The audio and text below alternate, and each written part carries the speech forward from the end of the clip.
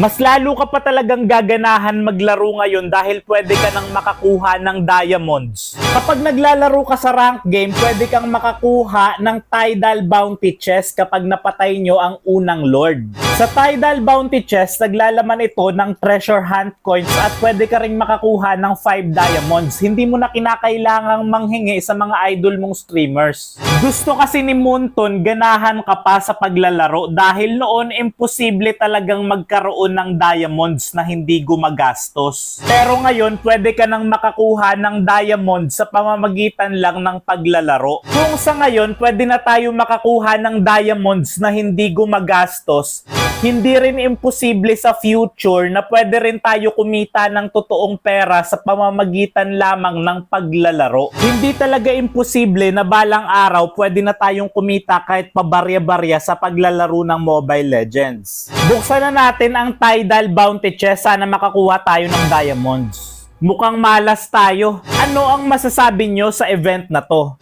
Maganda ba ang event na to o mas magandang ayusin na lang ang matchmaking?